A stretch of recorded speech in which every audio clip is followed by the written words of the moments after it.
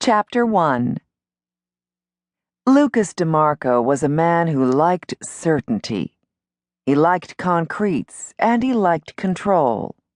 What his cousin Steve Foster was proposing lacked every one of those essential elements.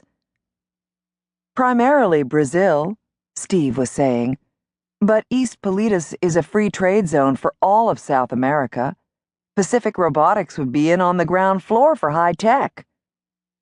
Lucas hoisted his dripping wet sea kayak and paddle over his head and started back up the short path from the family's private dock on Puget Sound to their boathouse. The political situation is far too unstable. They're not going to nationalize the high-tech sector, Steve countered, as he followed along in business suit and a pair of loafers. That would be suicide. Lucas flipped the kayak onto the grass outside the boathouse and uncoiled a garden hose. Right, because lunatic dictators always make rational decisions.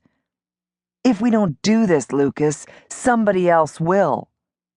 Let them, said Lucas, unzipping his life jacket and slipping it off over his wetsuit. It was a warm May evening, but the ocean temperature was still cold enough to turn a person hypothermic. I don't mind being second into a market like that. Steve's hands went to his hips, wrinkling his dark suit jacket. This isn't your decision. It isn't yours either. And a stalemate means we stick with the status quo. And that was fine for this particular stalemate. But Lucas knew they had to resolve the situation around his orphaned baby niece Amelia, and they'd have to do it very soon. He and Steve each owned 45% of Pacific Robotics, making Amelia's 10% the key to the corporation. Lucas knew it, and Steve knew it, and so did several dozen lawyers, company executives, and competitors. Whoever controlled Amelia was the swing vote in every Pacific Robotics corporate decision from here on in. Both Lucas and his brother Conrad had put their hearts and souls into the billion-dollar corporation. As long as Conrad was alive, and in control of his daughter's shares, both Amelia and the corporation were safe. But with Conrad's death, Lucas needed permanent guardianship of the baby girl in order to have deciding control. It was the only way to protect her from outside corporate vultures who try to use her, and the only way to ensure the future of Pacific Robotics. You son of a bitch, growled Steve. Lucas shrugged and spun the outside tap, pointing the stream of water at the kayak's deck to hose off the salt. Lucky my mother's not alive to hear you say that. I'll fight Granddad's will, Steve vowed, raising his voice. Don't you think I won't prove what Conrad did?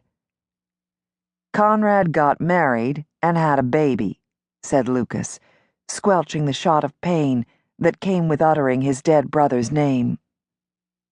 By fathering Amelia, Conrad had met the conditions of their grandfather's will and secured the family inheritance for the DeMarco side of the family, instead of the irresponsible risk-taking Fosters, who were more interested in jet-setting vacations than annual reports and balance sheets.